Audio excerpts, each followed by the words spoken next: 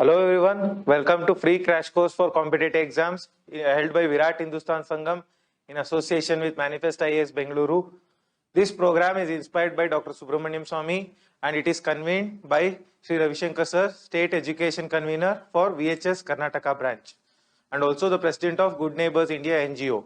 You can watch this program online on the YouTube channel of VIRAT HINDUSTAN SANGHAM and also on the YouTube channel of UDAYA News Karnataka. For further any queries, you can join our Telegram channel VHS Education Forum for free mentoring. So I am the chief mentor of your program. I have the experience of mentoring civil service aspirants for past 5 years. So we are done with, so this is the pedagogy. So almost economy is done. Next we will take up geography. So last bits, important bits of economy is left out. Okay, let us begin the class. So we are talking about poverty.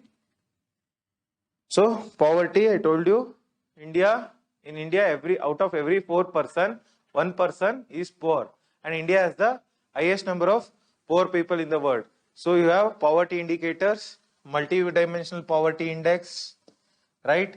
And also inequality index. Many indicators are there. So SDG index. So many indicators point towards poverty in India and across the world. So Planning Commission and poverty. So how did the Planning Commission define the poverty? So during when the Planning Commission was there before 2014, whatever the measures with respect to the poverty, it was decided by the Planning Commission. So it was the nodal agency for deciding the poverty norms in India. So what was the norm given by the Planning Commission? It was calorie based, that is 2100 calories in urban areas and 2400 calories in rural areas. So this calorie value was converted into monetary value. How much this 2100 calories are going to amount to in terms of money, and that defined the poverty line during the Planning Commission times. So this urban poverty line was given by Lakadwala committee. Urban poverty line was given by Lakadwala committee, and rural poverty line was given by Alag committee during the Planning Commission tenures. So when it comes to poverty elimination in India, so we discussed during the topic of Planning Commission, we had community development program. We had 20-point program during Indira Gandhi tenure, 10-point program. Apart from that, we had what? Garibi Hatao. Garibi Hatao was there. And also, apart from that, there was National Rural Employment Program. Rural Employment Program was there. So all these were the programs to eradicate poverty during the Planning Commission times. So next you have, so this Manrega, Mahatma Gandhi Rural Guarantee Act, Employment Guarantee Act, it came in 2005. It also aims at poverty eradication. Not only that, 2013 National Food Security Act, that also aims towards eradicating the poverty. So this Planning Commission norms, whatever was given by the Planning Commission, was found to be unsatisfactory. So it did not encompass the entire poverty thing. So it just depended on the calorie thing, because poverty is multidimensional. It includes so many things. So what they did in 2010, they formed a committee. In 2005, this committee was formed, 2005-2006, headed by Suresh Tendulkar, and it gave the report. So this Suresh Tendulkar committee focused on the poverty only in the rural areas. It did not focus upon the urban areas, right? So it focused on a basket of goods and services, certain basket of goods like wheat, rice, all those things. So, and it defined the poverty line at, for rural areas, it defined around 27 rupees, and urban areas, it defined around 33 rupees. So this report was also found to be unsatisfactory because the poverty line was kept very, very low. So because this means somebody earning 34 rupees per day or spending 34 rupees per day in urban area was considered to be not poor. So there was lot of criticism, right? So this was after this only we get the Rangarajan committee. Rangarajan committee redefines the poverty to 47 rupees and some 35 rupees. Right? This was different. We'll look at it. So NSSO, National Sample Survey Organization. This is the organization which estimates the poverty in India. NSSO, now it is merged as NSO. Now earlier there was CSO, Central Statistics Office, and NSSO. Both of these are now merged under NSO, National Statistics Office. This is overlooked by National Statistic Commission. So all these come under which ministry? Under the Ministry of Statistics and Program Implementation. Who is the head of NSO? NSO headed by Chief Statistician of India, CSI. So who is the father of statistics in India? It is PC Mahalanobis. These are the important facts which will be asked in your prelims exam. Next, you have so household consumer. So this, how does this National Sample Survey Organization estimates the poverty in India? It estimates based on the household consumer expenditure. It is not consumer, it is consumption expenditure. How much a household spends on consumption, consuming food, consuming of various things, right? So clothes, everything. So how does it, how much does it spend? On that, they are going to estimate a full-time poverty. That is full-scale poverty. So full-scale poverty, it estimates the sample size is 1,20,000 houses. 1,20,000 houses is the sample size of National Sample Survey Organization. However, this full survey is carried only once in 5 years, right? But there are, every year there is small survey, quick surveys. In those quick surveys, they just focus on 20,000 houses. 20,000 houses. This is the difference. So even then 1,20,000 houses is found to be unsatisfactory, given that India is a 100 crore plus population. Next you have this poverty. Poverty was redefined. Poverty was redefined by one more committee, Arjun Sen Gupta committee. So where Arjun Sen Gupta comes? Public sector undertakings. All the recommendations regarding PSUs were given by Arjun Sen Gupta. So what does it differ? This committee was formed on unorganized enterprises. Unorganized means what?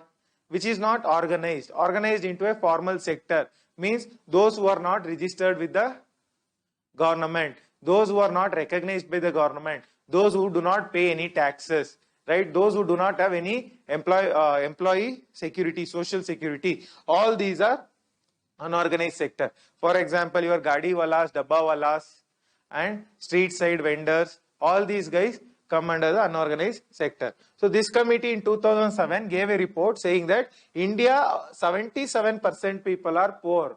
In India, this much percentage of people are poor was said by the Arjun Sen Gupta committee. So what does it mean? Out of 100 people, 77 people are India are poor. This was a stark report given by the Arjun Sen Gupta committee. However, there was a lot of criticism because this much poverty is also not there, right? So that is one thing. This is a overestimation. Next you have NC Saxena committee. NC Saxena committee, this was set up by Ministry of Rural Development. Ministry of Rural Development. So in 2008, just after this Arjun Sen Gupta committee, so it focuses on rural BPL figures below poverty line. So we have BPL cards in India given to the poorest of the poor, right? So they say this committee focused on whom should be given the BPL cards in India. Rural BPL figures, it focused upon how much people are below poverty line in the rural areas, and it said that in overall India, in the entire India, 50% of the population should be given BPL. This is what was recommended by NC Saxena committee. So it also had a exclusion criteria. Who should not be given BPL cards? So it said that if somebody owns a motorcycle, two-wheeler, or if somebody is a taxpayer, if somebody has a irrigated land, right? So all these are exclusion criteria to be. So if you have a motorcycle, you cannot be given BPL. However, today BPL scheme is one of the most misused schemes. In my own village, there are people owning 2-3 lorries, yet they are having BPL cards. So this is one of the most misused schemes. So this is exclusion criteria should be strictly followed, because there is no checks and balances. If you have any politician, local Gram Panchayat member as a friend, or also a chairman of the local Gram Panchayat as a friend, they can easily recommend you for BPL. So this is one of the problem in India. So what is the inclusion criteria? There are certain section of people who should be automatically given BPL. Who should be given? First is transgender people should be given, and orphans should be given, and people affected with HIV AIDS should be given, people with disability should be given. All these people should be automatically given BPL, whether they belong to BPL criteria or not. How does this BPL is determined? Inclusion criteria is done. How does it? BPL is determined. It is determined on 13 parameters. 13. So what are the parameters? It includes various things, whether the person is having a job, whether he is having a shelter, what is his education level, what is its skill level, whether he is having any land, right? Whether he owns some assets, gold or something, whether he is a income tax payer. All these things are included under the 13 parameters of the considering of the BPL. Next you have, till now we spoke about what? Rural poverty. Now we are focusing on urban poverty. So urban poverty, it is mostly witnessed where? In the slum area, slum and shanties, and also people lying on the roadside, also people living in the small huts and small settlements. So that is where urban poverty is witnessed. So with respect to urban poverty, the committee is SR Hashim committee. This committee speaks about the urban poverty in India. This committee, Hashim committee, was also set up by Planning Commission in 2010. This was the year Hashim committee was set up, right? So it identifies the BPL families in urban areas. So NC Saxena committee identifies the BPL people in the rural areas. Hashim committee determines the BPL people in the urban areas. So it says that urban people face urban poor face lot of discrimination. First, they have residential vulnerability. What is residential vulnerability? They do not have any proper houses. There, they live on the roadside.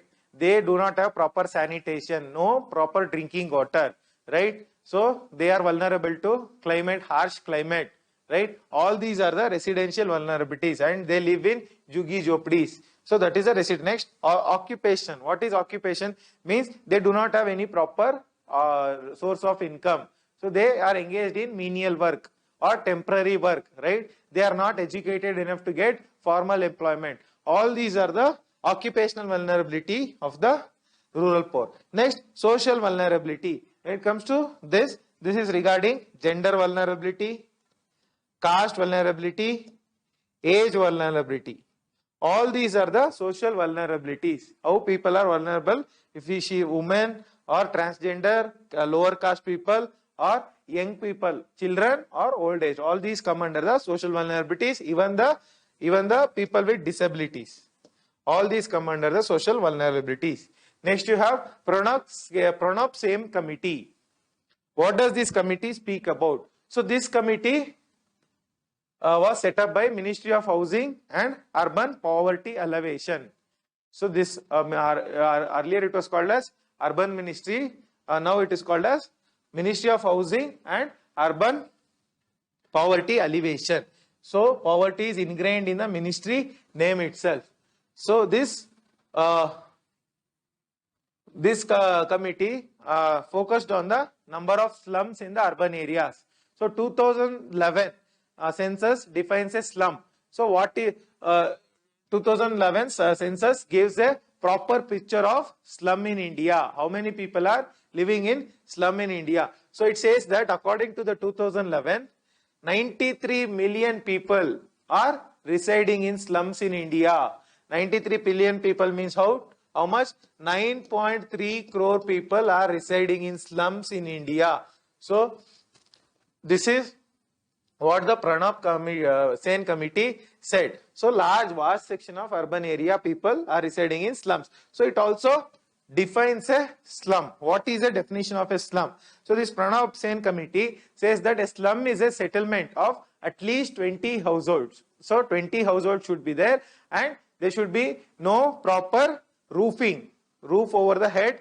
That is, the roof is, it is not a pakka house, and there is no proper sanitation, no proper water supply, and there is the settlements are compact, or there is no proper ventilation, air supply. All these are the definition given by the Pranab Sen committee about the slum. Next you have it identifies the slum. How does it identify? So drainage facility and roof material. If there is proper RCC roof, or there is proper drainage, which can be, so if you watch this movie Slumdog Millionaire, so they have spoken about the Dharavi slum. Dharavi. So Dharavi is the largest slum in Asia. It is shown in the Slumdog Millionaire movie. So there in the houses, if you observe, there is no proper roof, there is no proper drainage facility, right? So this is with respect to the identification of slums, right? Next you have socio-economic caste census. Poverty. So in India, unfortunately, there is a peculiar situation. So if you look at the Western countries, let us take the example of United States of America. There actually there is a similar correlation. The black people, the black race people are generally considered to be poor, right? So in India, the same case applies to our Dalits, SC/ST population and OBC population. So even though upper caste people also, there is significant section of poor, but the number of poverty, relative poverty is more in the SC/ST population and also OBC population, right? So that is why there was socio-economic caste census was done in 2011, but this census report is not yet been released. Why? Because it might lead to a lot of politicization. It might lead to more caste demanding the reservation.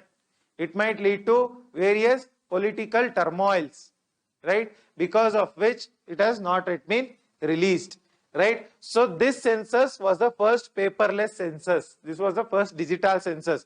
Earlier it was written in paper. SCCC is the first paperless census in India. So next you have, this was the second caste census in India. So after 1931 there was no caste census held in India. So there was a gap of almost 80 years, after which the caste census was held in India. This census, socio-economic caste census, as an amalgamation of various ministries, right? Various ministries. What are the ministries? So first, rural area census was conducted by Ministry of Rural Development. Urban areas, Ministry of Urban Affairs, Housing and Poverty Alleviation. All this was coordinated by Ministry of Housing Affairs. Why? Because the census commissioner falls under the Ministry of Housing Affairs, right? What is the usage of socio-economic caste census? So if you look at the usage of SCCC 2011,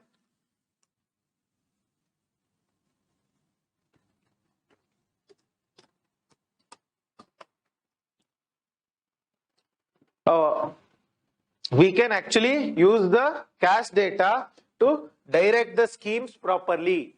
So we can direct the schemes to the exact caste who are vulnerable. That is one use. Next is we can focus on the educational upliftment of the lower caste. Also we can focus upon the employment upliftment. Along with that, we can stop the reservation for those castes which are already progressed and give the reservation for the deserving. All these are the usage of the caste census. Also, it gives the government as a demographic data. What is the demography that is present in India? This demographic data is given by this SECC 2011. So, these are the benefits. Also, there are negatives which I told. It might be lead to political mobilization of people. This is about the caste census. Next, you have Rangarajan Committee. So, this is the most important committee with respect to determination of poverty in India. So this was set up in 2000. So who was Rangarajan? Rangarajan was the former governor of RBI. So it was started in 2000. It was formed in 2012 by Planning Commission. So what does it do? It focuses on the methodology. It focuses first on the review. How does the poverty should be estimated? So it reviewed all the methodologies that were there. That it reviewed the earlier Pranab Sen committee report, it reviewed the NC Saxena committee report, Tendulkar committee report, Alag committee report, right? Everything it reviewed and it gave a proper methodology for determining the poverty in India, right? So it linked the poverty with government schemes. That means government schemes, because of this Rangarajan committee, what did it do? Whatever the government schemes are there for poverty alleviation, you have Mudra scheme is there, you have Manrega is there, Ayushman Bharat is there, right? You have Atmanirbhar Bharat is there, Garib Kalyan Yojana is there. So all these schemes, even National Food Security Act is there. So all these schemes would be directed towards the actual poor.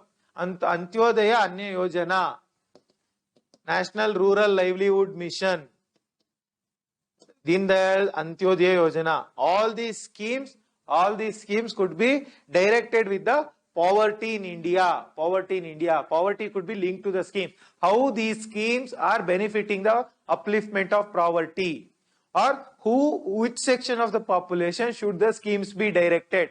That was given by the Rangarajan committee. Next you have, it gives a criteria for determining the poverty in India. What is the criteria for determining poverty? One is nourishment. Nourishment means if the person is having proper food, if the food is properly nutritious, that is the first criteria. Then whether the person is having adequate clothing, that is the second criteria. Next, if the person is able to pay the rent, is he living in a rented accommodation, and what is the cost of the rent? That is what this Rangarajan committee takes into account while formulating the poverty line. And also conveyance, right? Whether he should travel from house to the work for a long distance or the distance is short. That is whether the conveyance is short or long. And also whether the person is educated enough. So is there proper education and skills? Whether he is able to take proper calories. So this calorie term was also redefined. Earlier it was 2100 for urban, 2400 for rural. This was also redefined by the Rangarajan committee. So all these are the criterions in order to determine the poverty in India, right? Okay. So this is about the Rangarajan committee. So it gave a new poverty line. So what is the new poverty line? It is so I told you, Tendulkar committee, it was 27 rupees and 33 rupees, rural and urban. So this said the poverty line is 32 rupees in rural area, means a person per day is spending more than 32 rupees, he is not poor.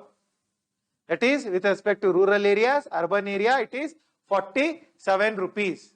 I told you there was lot of criticism of Suresh Tendulkar committee. So because of which this committee gave the recommendation. Because of this recommendation, 94 million people got added to the poverty list. So what Suresh Tendulkar committee said, more than that 94 million, that is 9.4 crore people got added to the poverty list because of the Rangarajan committee report. So poverty eradication. So how do we eradicate the poverty? Since independence, I told you all the schemes starting from the community development program to recent, you have COVID schemes, Garib Kalyan Yojana or Ayushman or Atmanirbhar Bharat. Everything focuses on the poverty eradication. So into how does we in order to eradicate the poverty, we should first measure the poverty. How do we measure it? There is in 2018 multi-dimensional Poverty Index. Multidimensional Poverty Index. This was given by Oxford Poverty and Human Development Institute. So multidimensional poverty index is given by UNDP plus United Nations Development Program plus Oxford Poverty and Human Development Index gives the poverty, this multidimensional poverty index. So this, according to this index, it gives a actually very positive picture about India. This index, what does it say? India lifted 271 million people out of poverty from 2005 to 2015. That is, whatever were the poor in 2005, so it got reduced by 27 crore people got out of poverty in 10 years. 27 crore. That is what is said by the MPI, Multidimensional Poverty Index. So earlier the poverty was 55% during 2005. 55%. That is, out of every 2 Indian, 1 is poor. Now it is reduced to 28%. Now it is approximately 25% people are poor in India. So the poverty rate is down. So multidimensional poverty index, it is also down from 0.283 to 0.123. This is the score. So poverty score according to multidimensional poverty index has reduced from 0.283 to 0.123. So this multidimensional poverty index, what is its benefit? So whatever earlier planning commission was doing, it was actually single dimensional poverty estimation. So poverty was estimated based only on calories. Apart from that, nothing was done.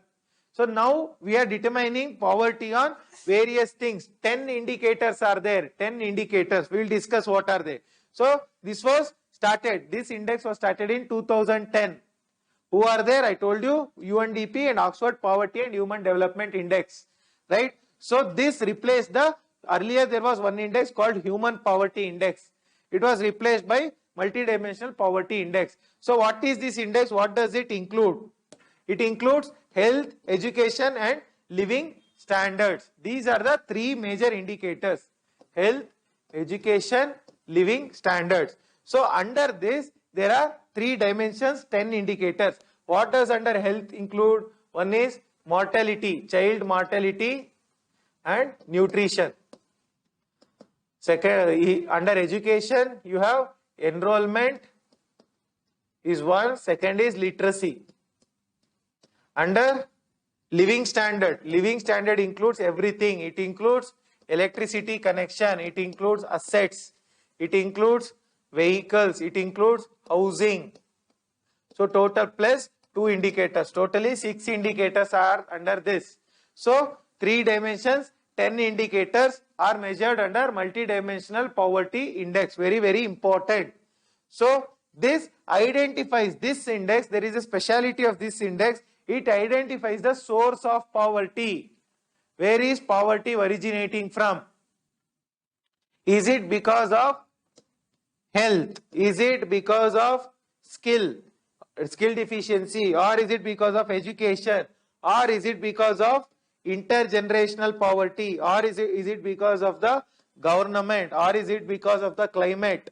So it identifies the source of poverty, this index, right? Next you have UNDP, MPI and India. So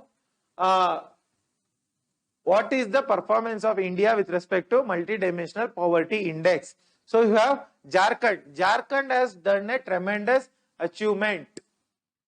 So it has almost half the, that is 50, it has reduced the poverty by almost 50%. Jharkhand has done a tremendous achievement with respect to poverty eradication. Next we have improved the nutrition in India. Nutrition, with respect to nutrition, we have midday meal scheme, National Nutrition Mission, we have ICDS scheme, we have National Food Security Act is there, right? You have BOK scheme, right? So all these schemes focus on the nutrition, right? So nutrition, we have increased the nutrition in India. So one fact I am going to give you here, more than 50% of Indian children are malnutritious. How malnutrition is measured? One is stunting, wasting, underweight. So in India, 35% children are stunted, right? So stunting means low height for age. Low height for age is stunting. For your age, if you are low height, that is stunting. Wasting means low weight for height. Low weight for age or height. Next, underweight is low weight for height. Low weight for height. Underweight population 37%, wasting is 22%. Right? This is the indicators. Stunting, wasting and underweight. Also you have, with respect to women, we have anemia. So more than 50% of adolescents means between the age of 14 to 18 are anemic. Anemic means there is no iron in the blood, iron content, hemoglobin. That is the meaning of anemia.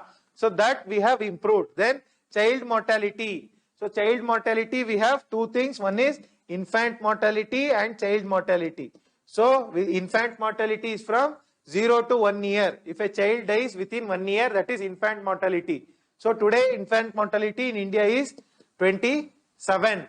That is, out of every 1,000 children born, 27 children die. Whereas child mortality is up to 5 years. 0 to 5 years. If a child dies within 5 years of birth, that is child mortality. So we have improved the sanitation and drinking water. Sanitation, we have what? We have the Swachh Bharat Abhiyan is there, right? Before that there was Nirmal Bharat Abhiyan was there. With respect to drinking water, we have Har Ghar Jal Yojana. Har Ghar Jal Yojana is there. Jal Jeevan Mission is there, right? So there are various schemes with respect to drinking water and sanitation in India. So there we have improved. Then electricity. So Prime Minister announced recent 1 or 2 years back, almost 100% of villages are electrified, right? So but a report said still only 95% is electrified. Not every village is electrified. So electrification we have increased. Then housing and asset. So housing we have focused under Pradhan Mantri Awas Yojana. Under this we are trying to give houses for every people. And also under this we have rented accommodation. Rented accommodation we are giving for people, for poor migrants. That is also there. So this is housing and asset. Then you have SDG 1. So Sustainable Development Goal 1 focuses on ending poverty in all its form everywhere. So you should know all the SDGs by heart. 17 SDGs are there. I am going to discuss all of them. You should know them by heart. It will be asked in your not UPSC exam but other exams. There is a probability of asking. So SDG Goal 1. So what is SDG? So it is formed by UN, United Nations, right? Sustainable Development Goals. So before this we had Millennium Development Goals. Millennium means it was given in 2000. What is the goal of the world up to the year 2015? So we had 8 goals under this. So after these goals expired, United Nations reconvened under the SDG Summit and Sustainable Development Summit and gave 17 goals, right, in 2015 to be achieved by 2030, right? So goal 1 is ending the poverty in all its forms everywhere. Everywhere poverty should be ended is the Sustainable Development Goal 1. So how does this is with respect to poverty elimination. So we also have Niti Aayog Task Force on Poverty Elimination. There is a task force of Niti Aayog which focuses on eliminating the poverty, right? task force means they focus only on poverty. So this was formed in 2015. 2015, and Arvind Panagriya was the chairman, was heading the task force. So he was the Niti Ayog vice chairperson at that time. So first it focuses on the measurement of poverty. How do we measure the poverty? Because the last measurement was given by whom? Rangarajan committee. So after this there was no measurement. So Niti Ayog focuses on how to measure the poverty, but with respect to this, they did not arrive at a conclusion. There was lot of confusion regarding to this. Then is strategies to the combat. So with respect to this, the committee arrived at a conclusion. Strategies to combat the poverty, they arrived at a conclusion. What is it all about? So it focused on, it says that in order to eliminate the poverty in India, there should be employment intensive, sustained, rapid growth. So today we have, I am going to discuss later, there is a concept of jobless growth. Jobless growth. What is jobless growth? Growth is happening, right? But there is no jobs. People are losing jobs. Even then, growth is happening. That is the concept of jobless growth, right? So, because of this, the Niti task force says there should be employment intensive. That is, too much employment should be there, and the growth should be sustained. That is, it should be proper. It should be sustained all the time. Continuous, rapid, fast growth. This was the strategy to eradicate the poverty given by the Niti Ayog task force in 2015. Next, we come to Millennium Development Goals. So there were 8 goals. So this ended in 2015, right?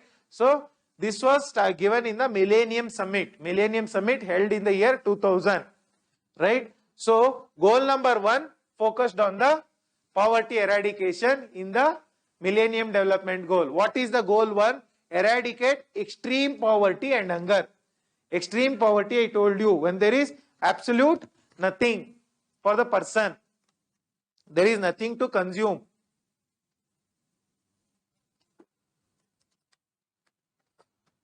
That is the concept of extreme poverty, right? So I told you there are 5 types of poverties, right? Absolute poverty, relative poverty, and extreme poverty, and there were two more poverties, right? So extreme poverty and hunger was the goal of Millennium Development Goal 1. So next we have Sustainable Development Goal after Millennium Development Goal. So it focuses on transforming our world.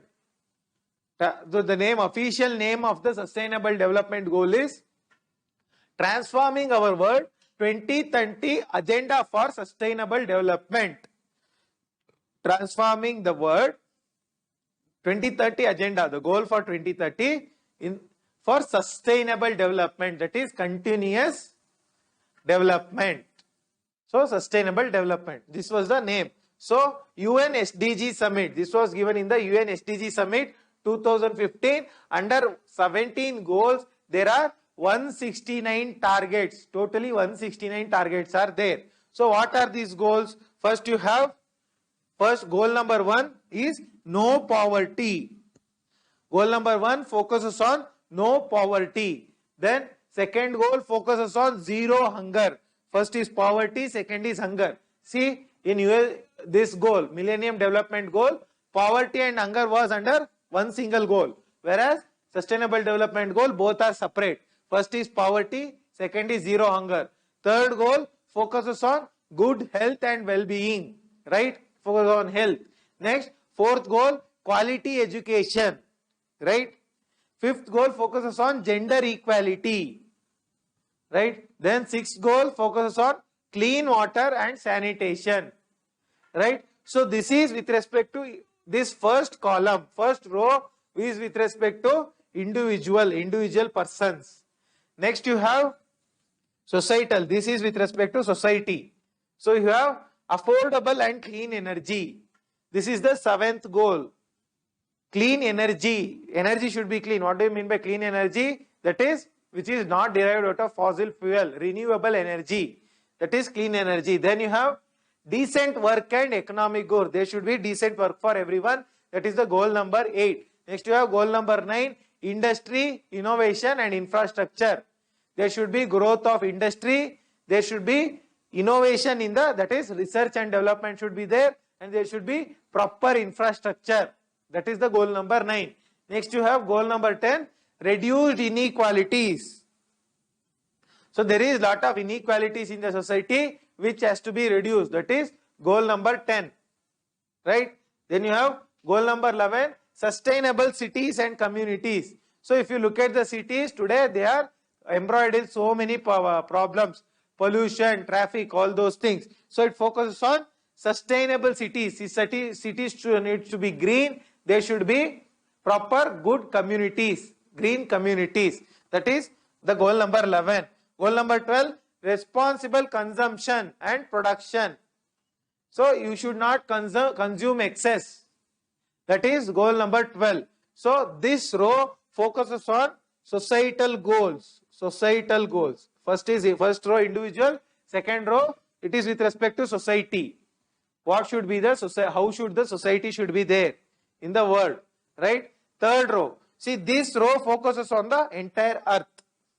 First is individual. Second is societal goals. Third is earth related goals. So 13th goal focuses on climate action. With respect to climate action, we have Paris Climate Deal 2015. So what is the goal? The temperature rise should be within 1.5 degrees Celsius. That is the goal of the Paris Climate Summit, 1.5 degrees Celsius.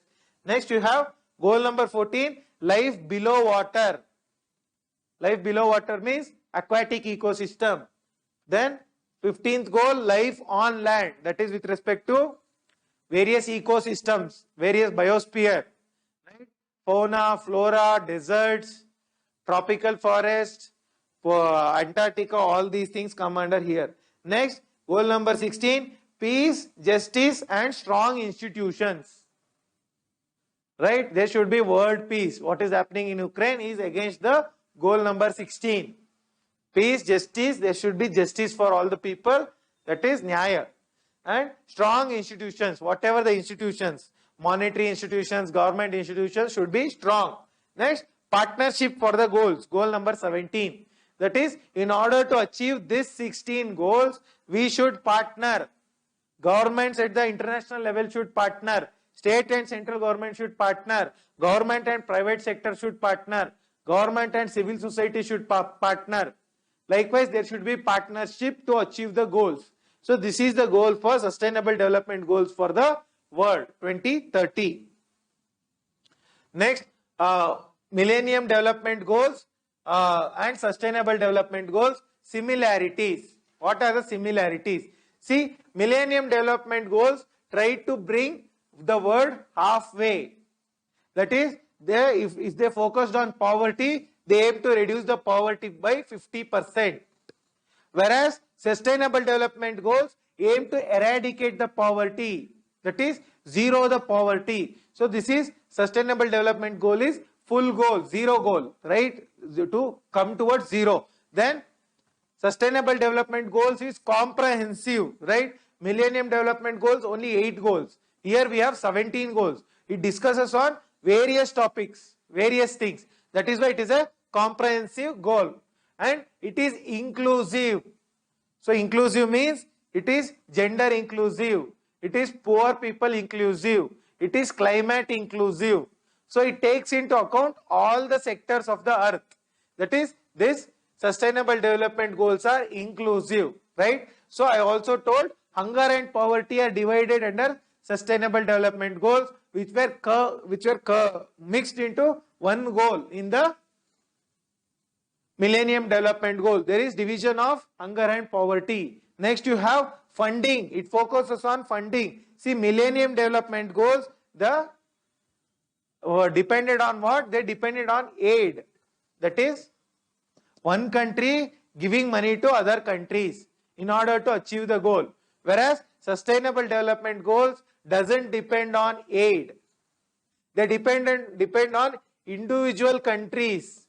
Individual countries generating their own resources. That is, in order to achieve the sustainable development goals, the country should not depend on anybody. They should generate their own resources. That is the difference between MDG and SDG. Then peace itself is given as a goal under sustainable development goals. That is the breakthrough. Then data and monitoring. So this goal focuses on sustainable development goals, focuses on data. Data about what? Data about the achievement of the sustainable development goals. So whether the goals are being achieved, right? That is being focused upon.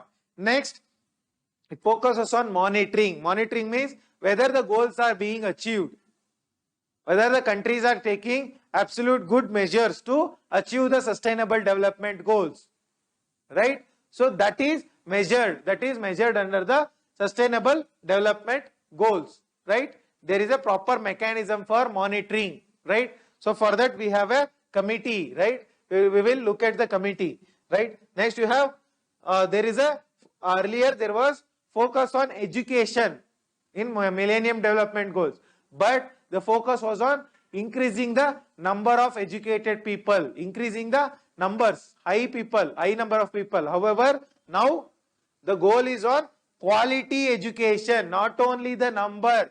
There should be good quality, right? So there should be learning. People should take away something from the class. That is the quality. It focuses on quality education. Next, Niti Aayog and Sustainable Development Goals.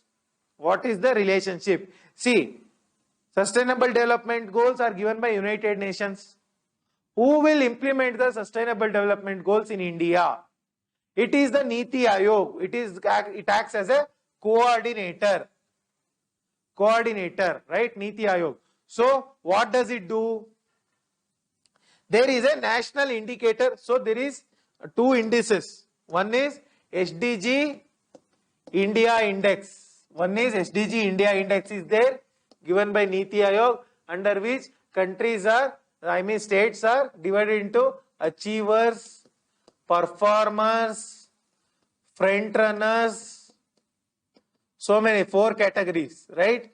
So this is the National Sustainable Development Goal Index. Then apart from that, there is a National Indicator Framework. National Indicator Framework. So this collects the data. National Indicator Framework collects the data with respect to the Sustainable Development Goals, whether it is achieved or not, right? This National Indicator Framework is under MOSPI. MOSPI means Ministry of Statistics and Program Implementation. This framework is under MOSPI. Then this Sustainable Niti Aayog focuses not only on the quality, not only on the quantity, how many people are educated, not only the numbers, how good they are educated, right? So it focuses on the quality as well. Gender equality, how many women are employed, that is not the sole criteria, how good their employment is.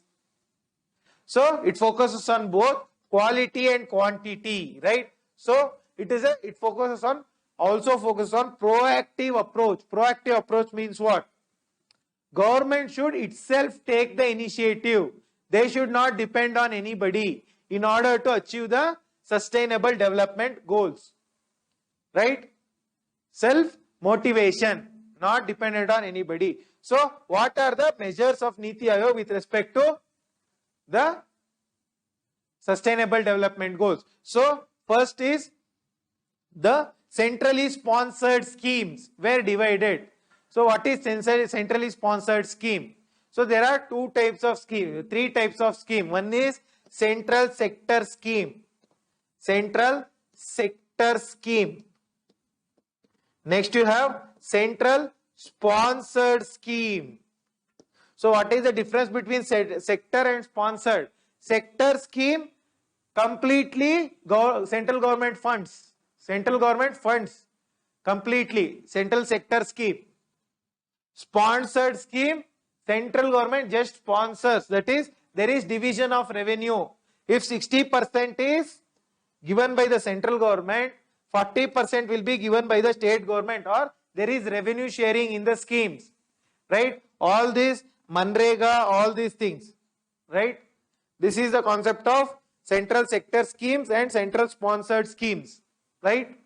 So this divides the Niti Aayog divides the central sponsored scheme into core scheme, core of core scheme, and optional scheme.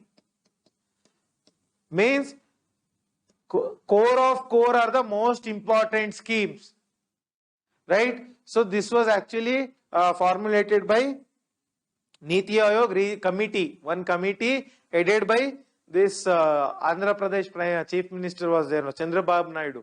So Chandrababu Naidu committee gave this division. So core of core division centrally sponsored scheme are the most important schemes, right? Then you have core scheme. What are the schemes under it? They will be asking it, please look into the schemes. So you have Manrega, right? And also you have National Food Security Act, right? National Social Protection Act. All these schemes fall under these criterions, right? So Ayushman Bharat, Food Security Act, everything, right? So you should, next is this division was done. Why? Because this division was done in order to achieve the sustainable development goals. Next, you have, they also, not only this division of CSS, they focus on the international review. I told you under SDG there is a monitoring mechanism, right? So Niti Aayog participates in the international review. This is called as voluntary national review. That is, every country will on their own are going to voluntarily give the report how far we have achieved, right? So this international review, so I told you there is a monitoring committee in order to achieve monitoring the achievement of SDG. That committee is called as High Level Political Forum, HLPF, High Level Political Forum under ECOSOC, that is United Nations Economic and Social Council, right? This High Level Political Forum monitors the achievement. So there is a voluntary national review. Voluntary national review. So what was India's voluntary national review, right? Means what have we achieved till now? So we have to look back at the schemes. So what have we achieved with respect to poverty? We have Manrega scheme. So we have Jandan scheme is there, right? So many things are there to, you have National Food Security Act, so many schemes, we have Garib Kalyan Yojana under poverty. Then zero hunger, we have midday meal scheme, and during COVID 5 kg rice ration was given for free, right? And also you have National Nutrition Mission, Poshan Abhiyan, and that is zero hunger. We are achieving towards zero hunger. Good health well-being, we have National Rural Health Mission, Urban Health Mission, Jan Arogya Yojana, all those things. Quality education, we have Samagra Shiksha Abhiyan is there, new education policy is there. All these are our achievements with respect to quality education. Next you have gender equality. We have Mudra Yojana is there, Stand Up India scheme is there, Vajra, Inspire, Kiran, all these schemes to look after the research and development, women empowerment, that is there. Beti Bachao, Beti Padhao, Sukanya Samriddhi Yojana with respect to gender equality. Then clean water and sanitation, what do we have? Jal Jeevan Mission is there, Har Ghar Nal Se Jal Yojana is there, right? National Clean Ganga Mission is there, right? Namami Ganga Yojana is there, right? All these are with respect to clean water and sanitation, our achievements. Then affordable and clean energy, we have International Solar Alliance is there, right? And also we are focusing on what? This National Solar Mission is there, National Hydropower Mission is there. So all these are with respect to affordable and clean energy. Then you have decent work and economic growth. For economic growth, we have Atmanirbhar Bharat Yojana is there, right? Decent work, we have, what do we have under decent work? This Skill India Mission is there, Pradhan Mantri Kaushal Vikas Yojana is there, in order to promote employment, and also National Career Service Portal is there. Then industry, innovation and infrastructure. Likewise, for everything we have so many achievements. So these are the brief things we have told. These are the things given in the India's voluntary national review to the United Nations, right, to high level political forum. So universal, next is the concept of universal basic income. What is this universal basic income?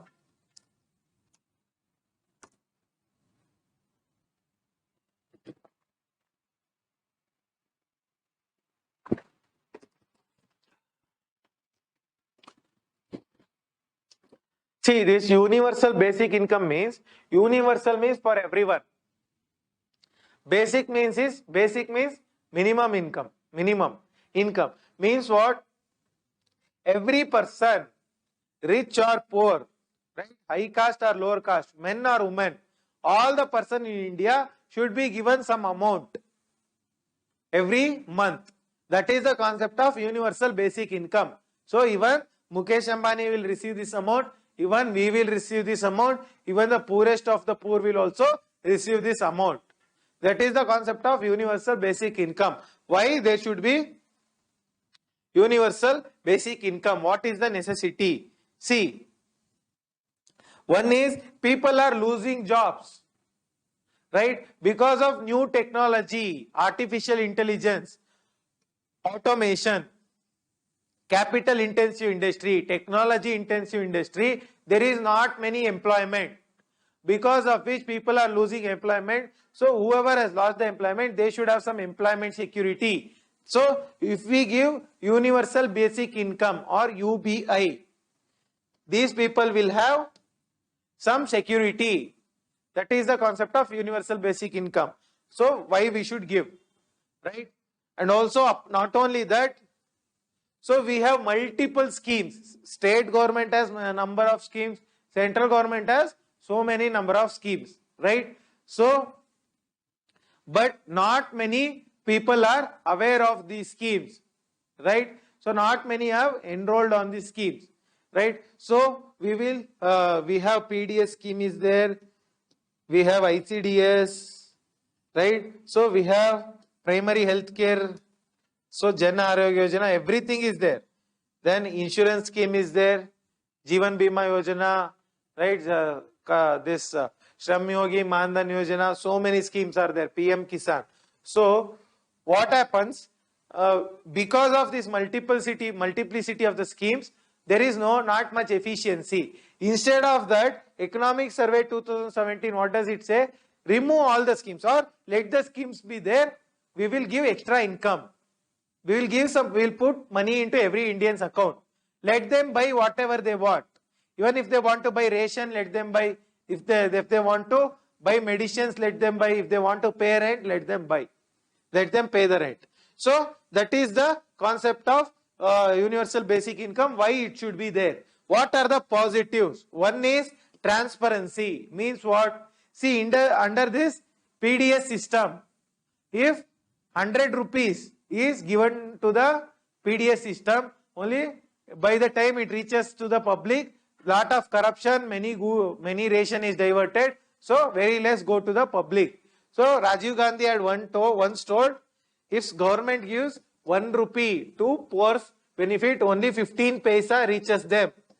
85 paisa is going into corruption, right? So if we have universal basic income, the income will directly go to the bank account, because of which there is transparency. That is the first positive. Then this is simple, right? Instead of maintaining so many schemes and providing salary for the officers who are maintaining those schemes, and whether there will be lot of inefficiency in giving giving benefits under the schemes. So instead of that, this is actually, if we give the basic income, then it is simple.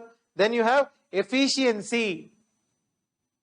Means if rather than giving benefits, people will like when they receive money, so they can use it for any of their choice, whatever they want. So people can have their own choice, they can spend it on anything they want, that is there. Then this will help in alleviating the poverty, right?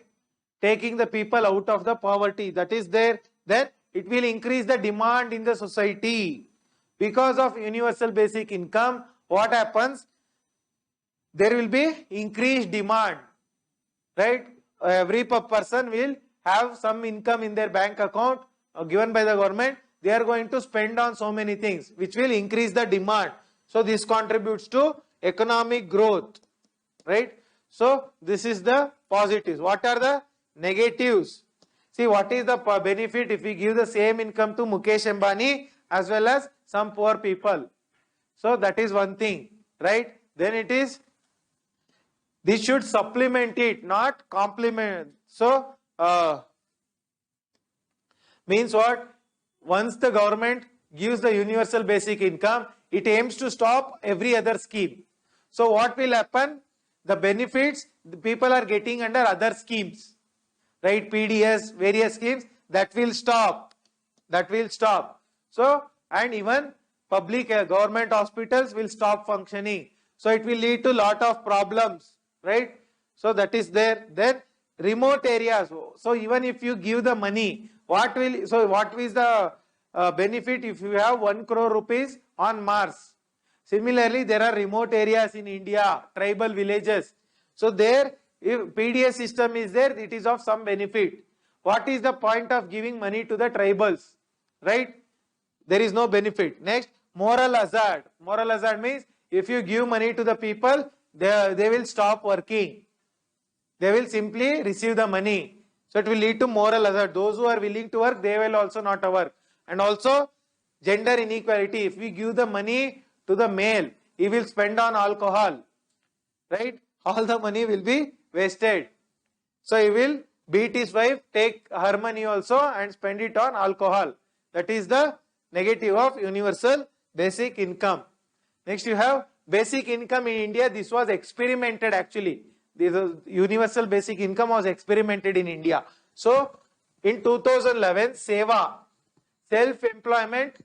Self-Employed Women's Association, they experiment with the basic income. So this was supported by UNICEF, United Nations Children Fund.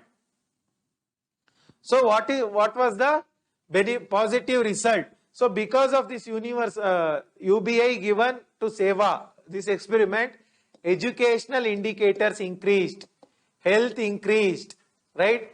People's happiness increased, choice increased. All these are the benefits of this pilot project. Pilot project means small scale experimental project, right? So this was the result, right? So, and also educational learning also increased, learning levels also increased, right? Because even teachers started getting money, they were happy to teach more. Then now we have under universal basic income, we are giving to PM Kisan. Every farmer is getting 6,000 rupees per year. That will act as a universal basic income, right? Next you have helicopter money versus UBI, universal basic income. What is helicopter money? Does the money fly? No. See, universal basic income will focus on, so we will, under universal basic income, we will give money to everybody, right? They can spend it on anything they want, anything, right? Whereas under helicopter money is given to specific sectors like agriculture. So it will help that particular sector alone, right? So this is the concept of helicopter money versus universal basic income. They say this concept is good rather than UBI, give it to specific sectors than to every person, right? Next you have non-monetary aspects of poverty. See, poverty is not only income, right? So if you have money, does it mean if you have too much money, does it mean you are rich in all things? You might still be illiterate. Your health might not be good. You might not have sufficient skills, right? Your soft skills might be bad. your family relationship might be bad. All these things, or you might be, what is the point of having money in Ukraine today? Right? There might be no peace in the society. Your house, supply of water and sanitation to your house might be bad. There might be no technology. All these things contribute to the non-monetary aspects. Even if money is not there, there can still be poverty. That is non-monetary aspect. Next, female literacy. So it is said that female literacy, if women become literate, it will have a positive spin-off. What is the positive spin-off? Right? If women are literate, what will happen?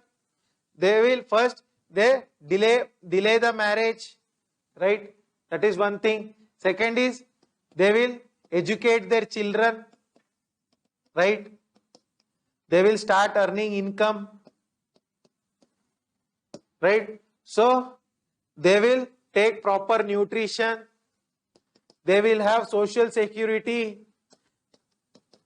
Right? All these are the benefits of women having literacy. That is why in Kannada there is a proverb, Ennondu kalitare shaleyendu teredante. Right? So, women having a literacy will have a lot of positive spin-offs. Right? That is the concept of female literacy. Next you have, so in India actually literacy of women is around 68% and male literacy is around 82 to 84%. So average literacy in India is around 75% is the literacy in India. Right? Poverty as a cognitive tax. What do you mean by cognition? Cognition means brain, related to brain, your consciousness, prajna. That is cognitive. So poverty will act as a cognitive tax on your brain. Yes, how does the poverty act as a tax on your brain? First, it will compromise your health. So when the health is compromised, your brain is compromised. Then these poor people, they require enormous mental energy in order to manage the poverty. They have to keep thinking on the next day's income, because if they don't earn the next day, they will go starving. Right? That is, these poor people spend lot of mental energy to manage the poverty. So it is a cognitive tax. Then their mental bandwidth is reduced. They cannot think on various things. Right? All their thinking is focused on filling their stomach. Right? So their mental bandwidth is reduced. That is the concept. Next you have, they don't focus on preventive health care. They don't buy insurance. They don't spend on eating proper food. So there is no preventive health care. Then less productivity. Because of poverty, their productivity, utpadakate. If somebody can work for 9 hours, poor people will end up working just 7 hours. After which he will feel weak. Right? Drowsy. So that is less productivity will be there. And also there is predatory lending. What is predatory lending? Among the poor people, there is poor people will get loan at a very high interest rate from persons in the local money lender. So poor people are prone to predatory lending because they cannot think on, so their mental bandwidth is less. They cannot think on the interest rate available in the bank. They cannot access the bank, right? That is there. Then they are vulnerable to counterproductive behavior, means using drugs, using alcohol, right? Doing illegal activities, stealing, killing, right? Supari, taking supari, all these things. And also beating women. So that is there. And also it says that if a person is poor, they will lose 13 IQ points, intellectual quotient points. Poverty will lead a person to lose 13 IQ points. Next you have COVID-19 and poverty.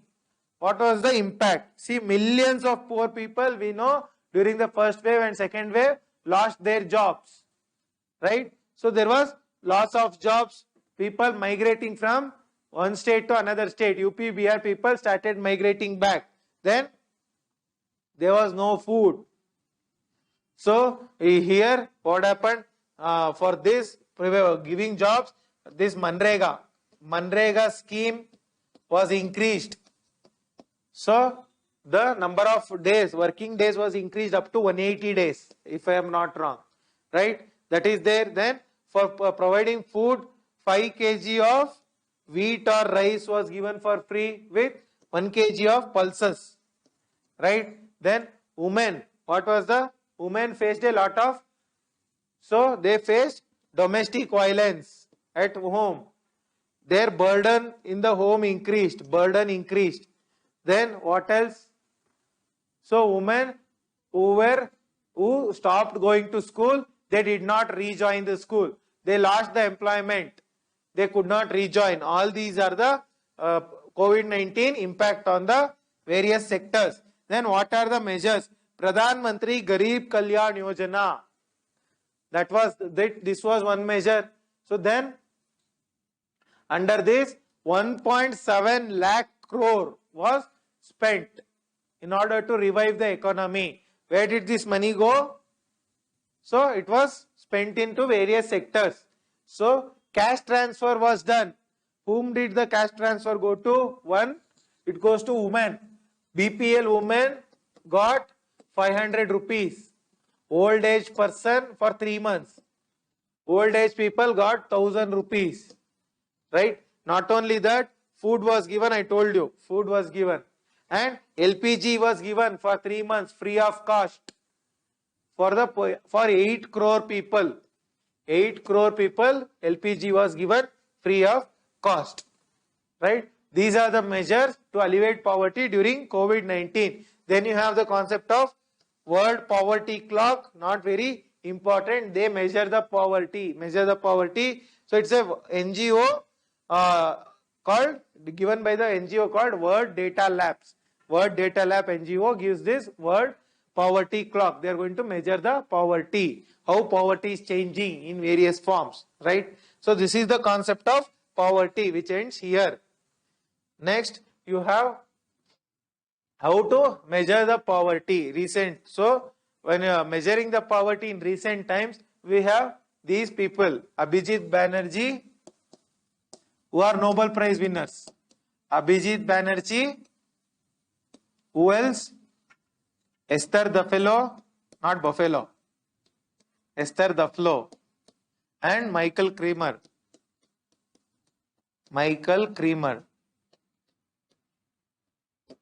So these 3 people got Nobel Prize for development economics, right?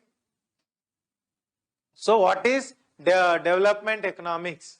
See, it deals with the development. So what is the difference between growth and development? So growth means just the numbers. We are growing at 9%. GDP is growing at 9% or 10%. So we are growing. That is the growth. What is development? Development means when this growth is divided equally among all the sections, equally or equitably. That is development. See, in the growth, we might grow, but this growth might not be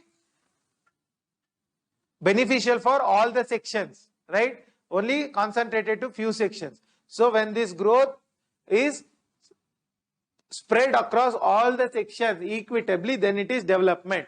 So that is economics dealing with development is called development economics. So initially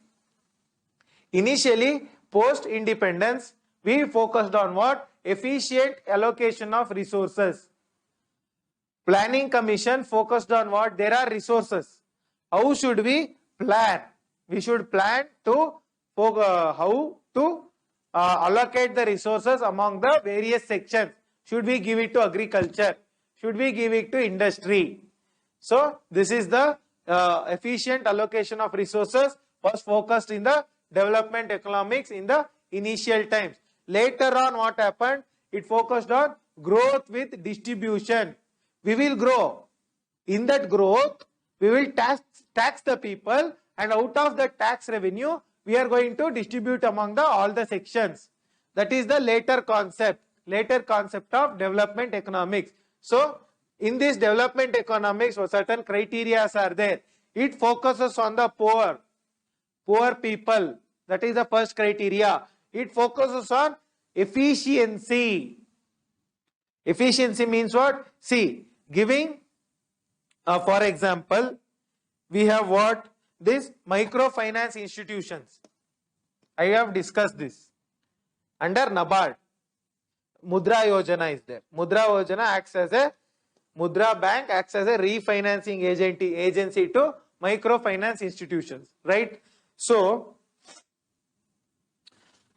we are giving money to microfinance institutions. Whether that money is being efficiently utilized, right? That is the concept of efficiency under development, and also effectiveness.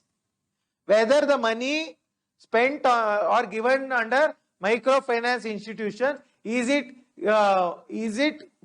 leading to any good effect, right? Is it leading to poverty alleviation? Is it leading to empowerment of women? Is it leading to educational benefits? That is effectiveness. So they focus on micro experiments. What they do? They go to a village. How does development economic experiment will take place? So randomized control trial. How do they do the randomized control trial? I'll tell you. They will go to a village. In that village, they will start giving some money, like money under government scheme. So how well the money will be utilized, or they will conduct some vaccination drive. They will give some, what they do, they will conduct vaccination drive. So they will give some benefits. So if you give vaccination to your children, we are going to give you 1 bag of rice.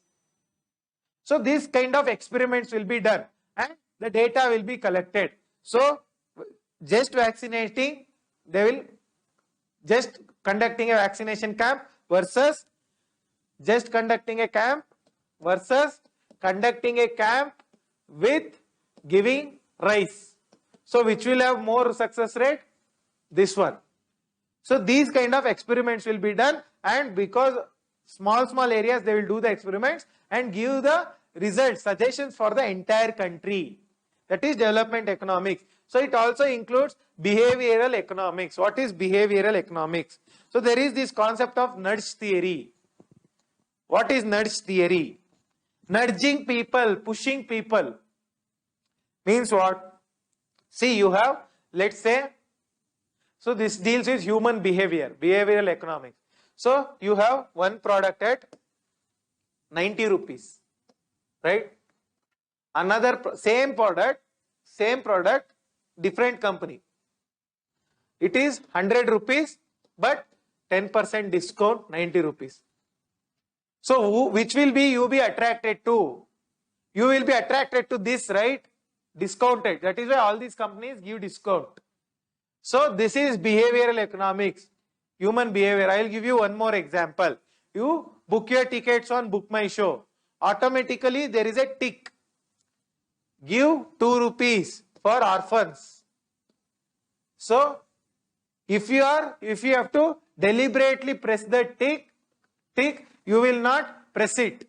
So what they do, it is auto enabled. Automatically the tick will be there. So when you book your tickets, gift a smile, it is called gift a smile, automatically 2 rupees will be deducted. So this is also behavioral economics. So you will not mind giving 2 rupees, but you are allowed to press on your own, you will not press, but it is automatically enabled. There is a high chance of success. That is behavioral economics.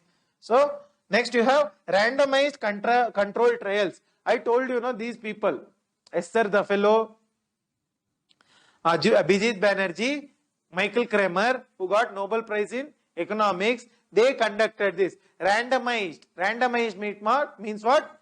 Random people are selected. Controlled trials. It will be controlled. There will be proper data will be collected, trial, right? So they conduct field studies. They will conduct on the ground studies, not in the labs, with respect to So this randomized control trial, it can be conducted for education, it can be conducted for health, it can be conducted for economics and various things, right? So why is it conducted? Evidence-based public policy. See, because of this study, there will be some evidence, and that evidence can be used in the formulation of public policy, right? This is the concept. So comparison of two or more groups, similar groups. So under this 100 people are taken. Let us say 100 random people, they will be grouped into two or more groups. And what they do under this first group, let's say vaccination is trial is being conducted. So let's say there are two groups. Group 1 is given vaccination. Group 2 is also given vaccination for, but that vaccination is not actually vaccination, it is just distilled water. So if the vaccine is really good, whether it is working, means these people should show positive signs. If these people also show positive signs who are given distilled water, it is a placebo. Placebo means, so they will just give you one chocolate and say that it is a tablet, you will get cured, that is placebo. So if these people also get cured, that means vaccine is not efficient, vaccine is not working. Only these people, group 1, whom vaccine is given, they get cured from a disease, then only vaccine is working, right? So there is experiment group, they receive a new treatment, and control group. Control group means group 2, they receive standard treatment or placebo treatment or earlier treatment, right? Earlier treatment, before vaccine, COVID vaccine was found out, what was the earlier treatment? They used to give paracetamol or malaria drugs, that is standard treatment, right? That is control group. Next you have blind trial to remove experimental or selection basis. This is bit in detail, but you should know because these people have won the Nobel Prize, probability of asking. Blind trial to remove experimental or selection bias means what? These who are being selected, so group 1 and group 2, both of them will not be told that you are being given original vaccine, you are being given just distilled water, because that might hamper, that might impact their brain, and they might lead to some behavioral change. So this is called blind trial. People receiving the treatment will not know. So why? When they don't know, it will not lead to bias. They will not lead to any behavioral change. That is experimental bias or selection bias. So then you have double blind study. This is single blind. What is double blind? In double blind, not only the people who are giving the treatment, even the experimenters, people who are conducting experiment, they will also not know who are being given vaccine, who are being given distilled water. That is double blind study. What are the advantages and disadvantages? See, advantages is it will lead to objective data, accurate data will be there about the trials, and also it is scientific, right? It is well accepted and it can be used in various areas. These are the advantages. Actually, there are not many disadvantages, but if the group, that is control group, is very less, if we are conducting experiment on 20-30 people, it will not lead to accurate data. That is a disadvantage, right? Next you have 2019 Nobel Prize for Economics. These people, that is why I am discussing, because of this, right? So what they did, these three people, they are breaking down the poverty to smaller levels. See, whenever we discuss about poverty, we talk about entire India. So what these people do, these three people, Michael Kremer, Esther Zephyrus and Abhijit Banerjee, they will break down the poverty to smaller levels. So level of education, level of skill, level of health, level of employment, smaller levels, right? And education, what they do, so what are they conduct this randomized control trial, and what are the results of this randomized control trial?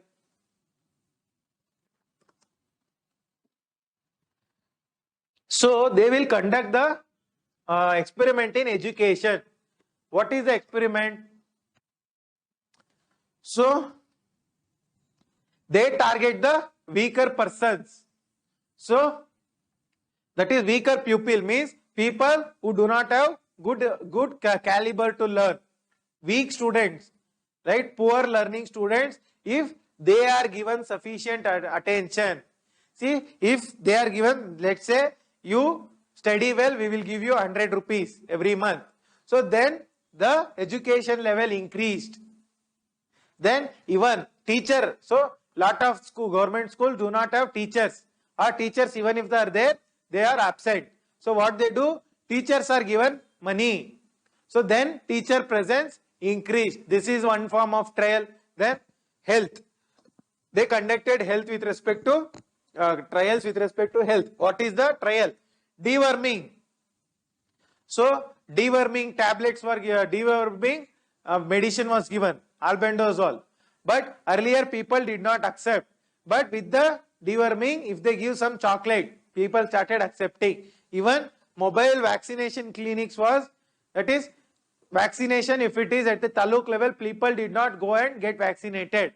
But when the vaccine man went to their village, there was high success. Not only that, they gave with the vaccine, they gave one gunny bag of rice or something. Then vaccination became a successful. Then microcredit. They also conducted trials on microcredit, giving money, small money to specific sections. That led to positive outcome. That was also the outcome of the trials, randomized control trials conducted by the Nobel Prize winners. So there is one more concept called bounded rationality. What is bounded rationality? Means limited rationality in human behavior. We are not rational. Rational means logical. We are not logical human beings all the time, right? So vaccination, see, even when there is vaccination, free vaccination is given, not many people are vaccinated because of fear or lack of knowledge, right? That is the rationality is not proper in the humans. That is bounded rationality. Fertilizer, with respect to fertilizer also, people, even though we ask them to use scientific fertilizer, they just go and buy a packet of urea and throw it in the field. So there also people lack rationality, right? So next you have the concept of so what they do in bounded rationality, people are not rational. I told you. How will it impact? Let's say suppose a packet of dal price is reducing. What the people do, or let's say a mobile phone price is reducing, they will not invest in the mobile phone. Today it was 100 rupees, tomorrow it is 90 rupees, day after tomorrow 80 rupees. So they will delay their investment so that the prices hit rock bottom. So that is a bounded rationality. Even that is why what these people say, Nobel Prize winners, we should give temporary subsidy. If we give subsidy to people temporarily, it is going to increase the production. But if we give permanent subsidy, people will not increase the production, because anyhow they know they are going to get subsidy. They are not going to work hard. But if there is temporary subsidy, time being, then they will work hard. This all relate to behavioral economics. This is not important from your prelims perspective, but from your mains perspective. Let's move on to economic inequality. Concept of economic inequality. Poverty is done. What is economic inequality? So inequality means unequal distribution of income. So there is this report, Oxfam report.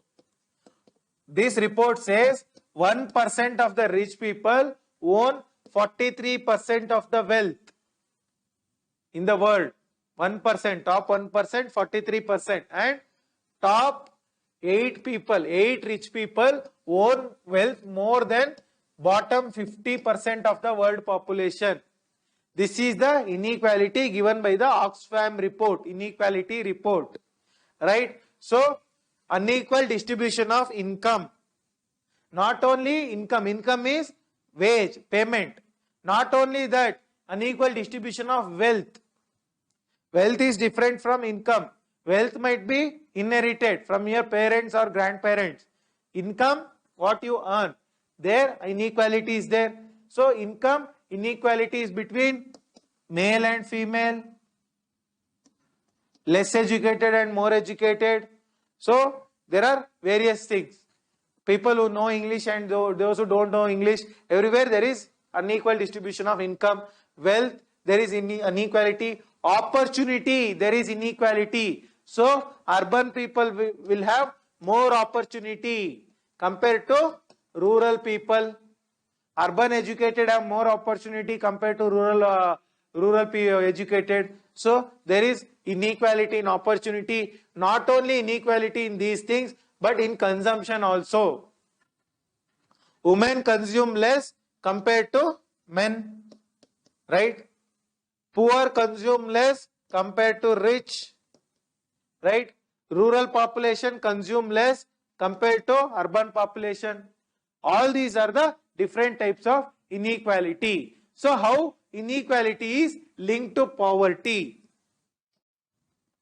So, is poverty the sole criterion? No. Poverty is one of the criterions, right?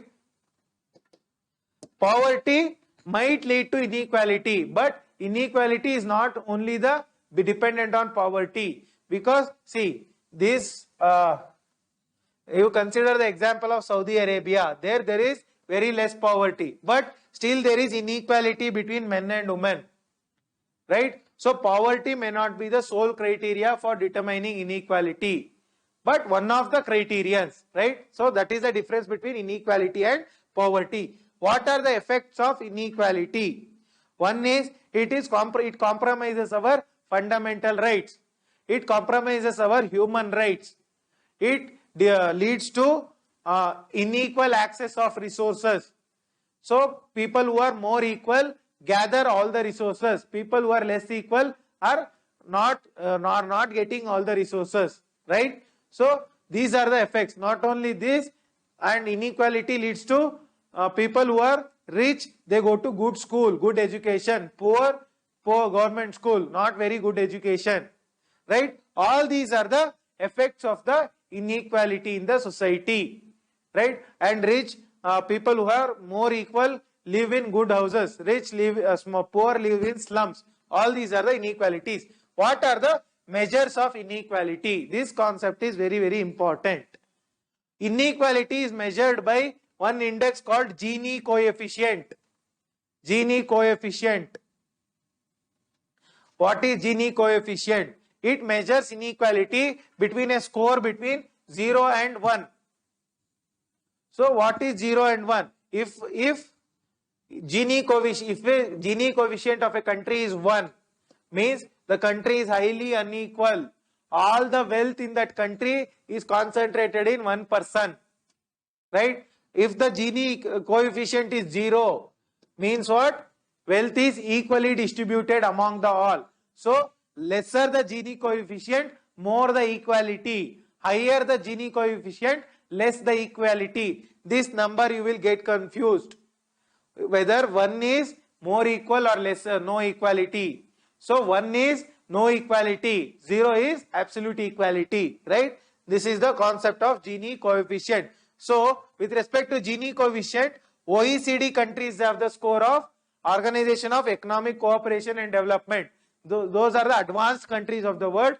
They have the score of 0.32. So means there is more equality, more or less equality among those countries. Whereas India, who measures the inequality? It is NSSO, National Sample Survey Organization, Consumption Survey.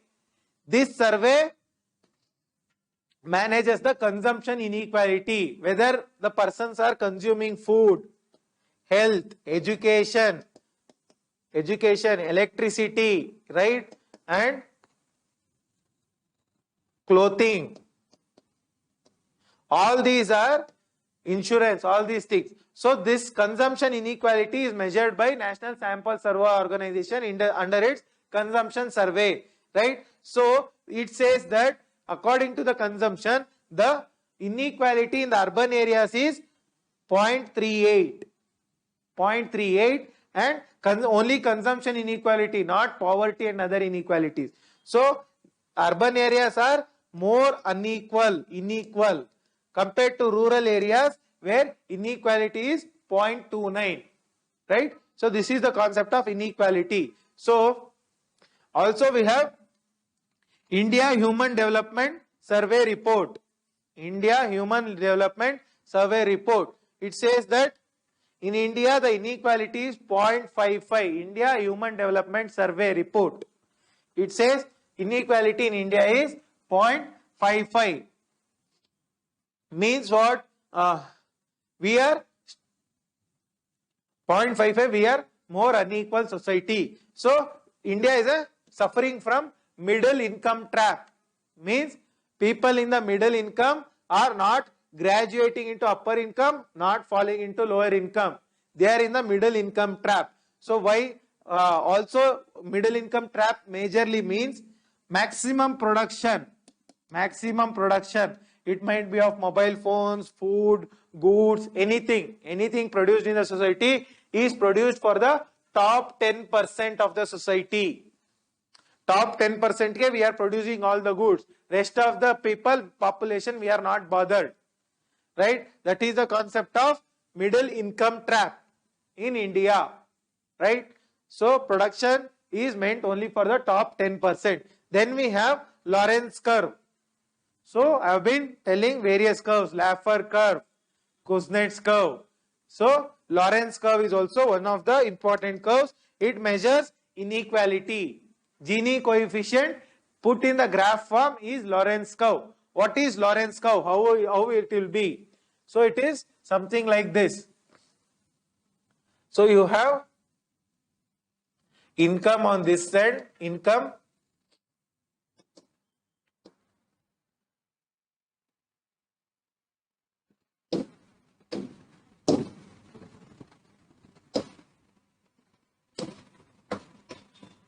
So income on y-axis and population on x-axis. Population. So you have 10, 20, 30, 40, 50 up to 100. 10, 20, 30, 40 up to 100. Right? This is the line of absolute equality. This is 0. So this line is the line of absolute equality. This line. So Lorenz curve will be something like this. Something like this. This curve is called the Lorenz curve.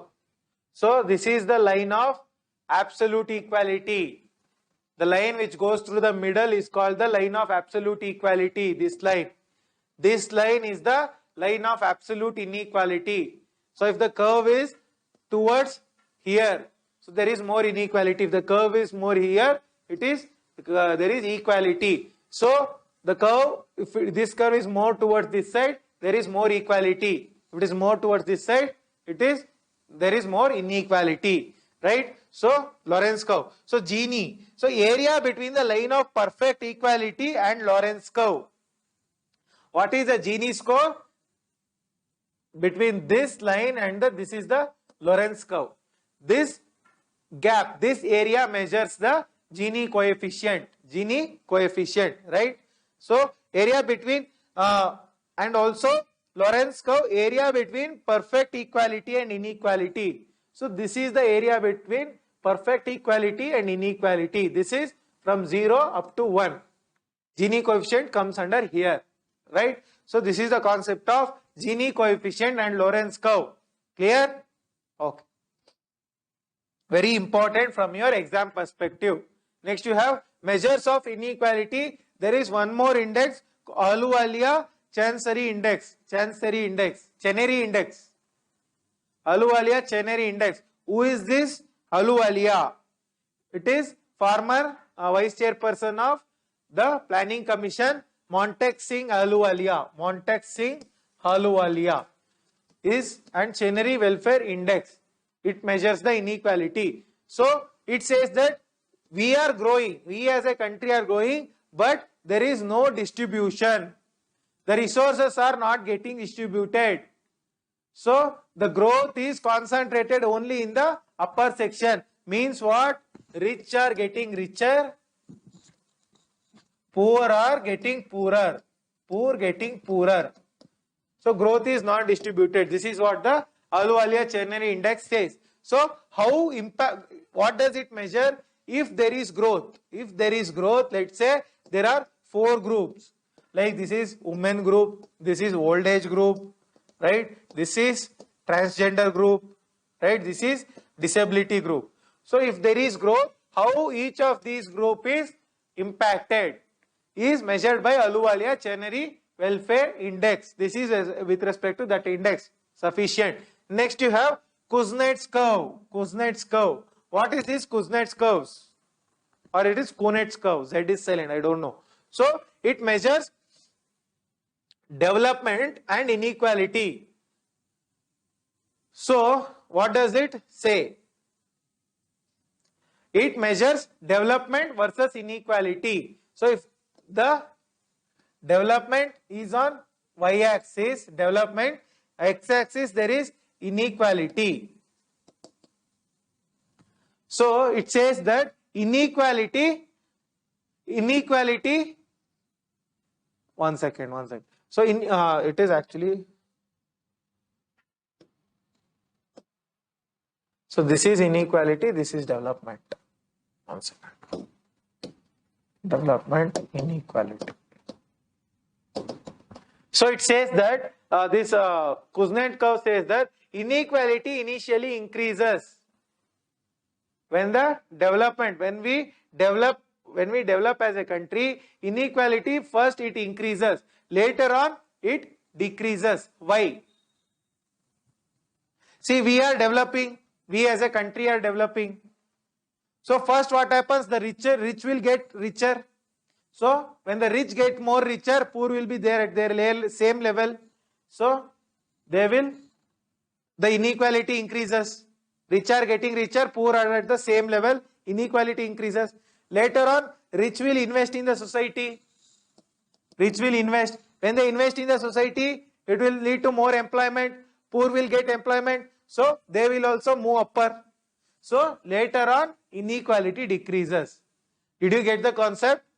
With development, initially inequality increases. Later on, with development, the inequality is going to decrease. This is the concept given by Kuznets. So it is an inverted U curve. So, but this concept was criticized by Thomas Piketty. What does it say? See, in advanced countries like USA, Europe, all these countries, Australia, all these countries, what happens? It is actually U curve. U curve. That is, what does it say? Inequality initially decreases, but later it increases. It says the absolute ulta. Means with development what happens? Initially people will get more and more job. Everybody will be employed. So initially there is less inequality. But later on what happens with development? With development what happens? The rich will concentrate the resources. They will concentrate the resources and poor will be having less resources left. So poor will become poorer and rich will become richer. So that is why inverted U curve given by Thomas Piketty. What does it say? So he says there is no natural decline of inequality. When the growth happens, there is no natural decline. Decline automatic agala, but via Keynesian economics. Keynesian economics means what? Government is going to spend. Via government spending, people will get more resources, people will spend. That is why inequality decreases initially. But what happens later on? This concept is a bit complicated. Inherited wealth will grow faster than income. Means what? See, government is spending under Keynesian economics. Under Keynesian economics, government is spending on health, education, employment, infrastructure, so many things. So there is reduced inequality initially. But what happens? People income is increasing. But what happens? Inherited inherited wealth. The wealth we have inherited from our forefathers, that will grow faster. So when that grows faster, income will be, so let's say initially the income was here. Keynesian economics, income came here. But on the other hand, wealth will grow faster and will be here. But this income will get stagnated here. So when wealth grows more, inherited wealth from our forefathers, so that will grow faster than the income. Income gets stagnated, then inequality will increase later on. This is what is said by Thomas Piketty. What does it say? That is why he gives an emphasis on knowledge and skill. So he just does not emphasize on Keynesian economics, but there should be knowledge and skill dissemination. So when there is these two, what happen? The people, human development index will increase. People will become more capable. They can earn their own income. So this is the concept given by the Thomas Piketty. So next, this is all about the inequality and growth given by Kuznets and Thomas Piketty. Next, you have the concept of Palma ratio. What is Palma ratio? So it is given by Oxfam, the same organization which gives the inequality every year. It says that ratio of the top 10% population to bottom 40%. How much money does the top 10% population have compared to top 10% compared to bottom 40%, right? This is the concept of Palma ratio. This also measures inequality. Next, you have intergroup inequality. Intergroup. So this not only poverty but other dimensions also. Other dimensions. Let us say you take the Marwari community in the north. So there is no poverty among them. They are rich in trade. But there is inequality. Inequality between whom? Between male and female. Right? Male and female inequality is there. And female are not educated to enough levels. They are married off early. Right? And there is educational inequality. They focus more on trade than education. Right? So I might be stereotypical, but this is what is generally believed. Right? So within the group itself, there is inequality that may not be on poverty, but based on various other indicators. This is intergroup inequality. Next, you have balanced regional development and inclusive growth. So inequality may not be with respect to poverty. It might be with respect to regional inequality. So you take the map of India.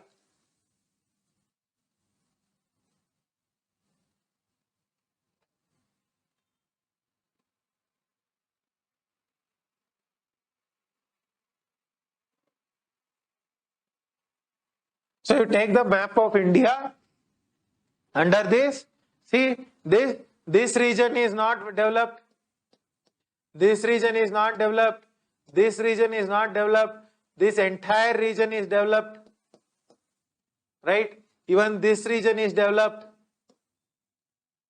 So there is inequality among the regions.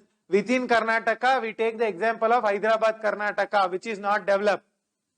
Right? And why did Telangana get separated from Andhra Pradesh? Because Telangana was not developed compared to Andhra region. Right? So this is the region imbalanced regional development. Even Green Revolution. With respect to Green Revolution, it focused growth only on the Punjab, Haryana and Western UP. Not every state got the equal benefits. Right? So there was inequality. So inclusive growth means what? Growth is there, but that growth should be among all the sections. Among what all sections? Male, female, poor, rich, old age, engaged, everybody. Rural, urban, right? educated, uneducated, everybody should grow. That is the concept of inclusive growth. So, even left-wing extremism, Naxal affected areas should grow. So, why Naxal affected area are not good in development? Because there is no connectivity. Left-wing area, Naxalism area, there is no connectivity, no proper road connection. Even rural areas do not have proper, some tribal areas do not have proper connection. That leads to inequality. Then there is no infrastructure. I told you yesterday, when a road happens, it will act as a positive spin-off on various other things, right? So when there is infrastructure, there is when there is no infrastructure, there is inequality, right? Not what are the efforts? Efforts to curb regional inequality. We have, for the Naxals, we have Samadhan project, Samadhan. We have special category states. Special category states. We have Article 371, 372 up to 371J. 371J speaks about Hyderabad, Karnataka.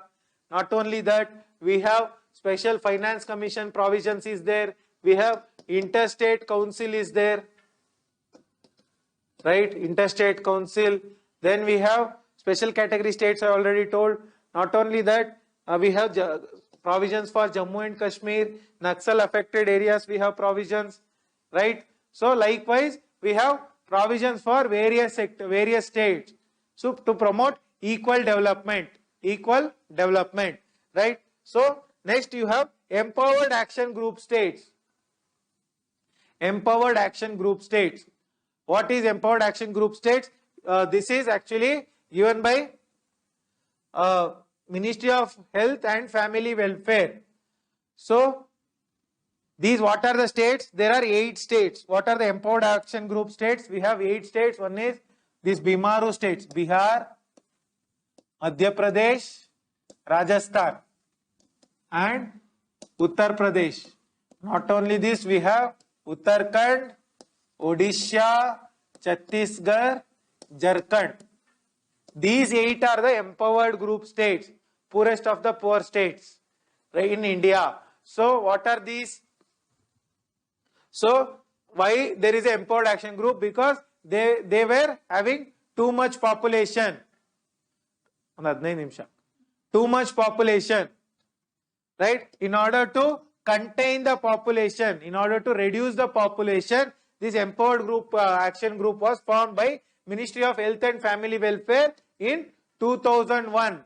2001 was the year. 8 states. So what does it focus upon? It focuses on increasing the governance. Governance means what?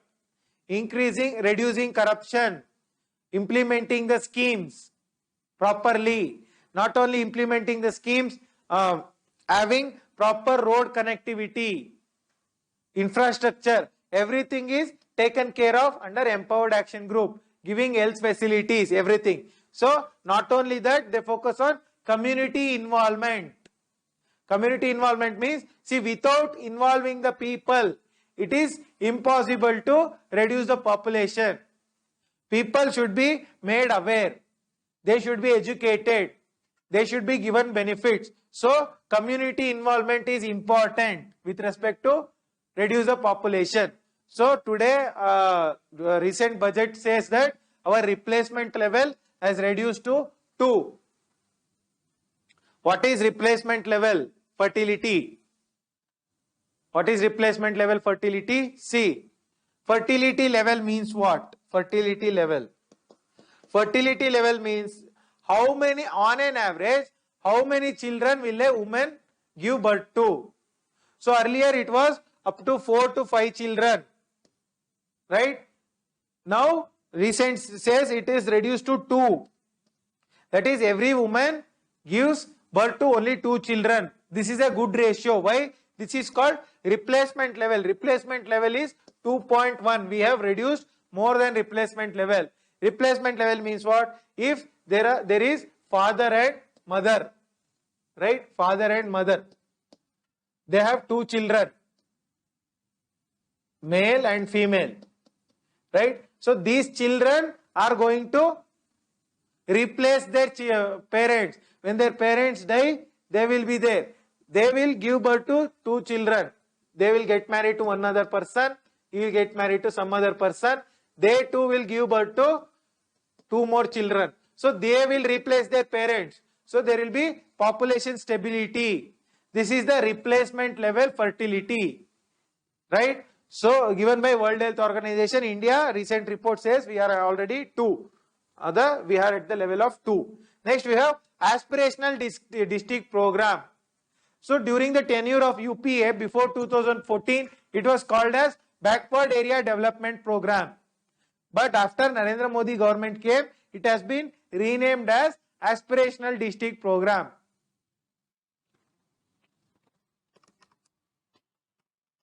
What is this Aspirational District Program?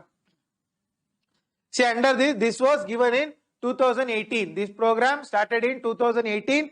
Today, recent data, there are 117 districts. Poorest of the poor districts in India. What are the districts in Karnataka Aspirational District Program? Koppal and Raichur. Koppal and Raichur as the aspirational districts in Karnataka, right? So 2018 it was started. So these are most underdeveloped districts.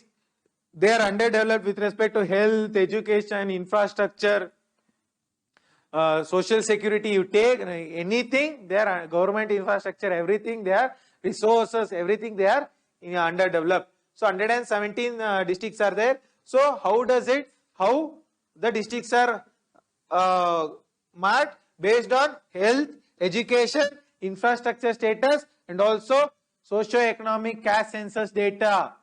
Based on these 4 data, aspirational district status is given to the districts, right? So who will be the managing authority? Who will look after the aspirational districts? You have Niti Aayog will look after it. Niti Aayog will gauge the improvement of aspirational districts. Ministry of Home Affairs will look after it. Not only that, we have Ministry of Social Justice and Empowerment. They will look after it. Not only that, we have Ministry of Tribal Affairs.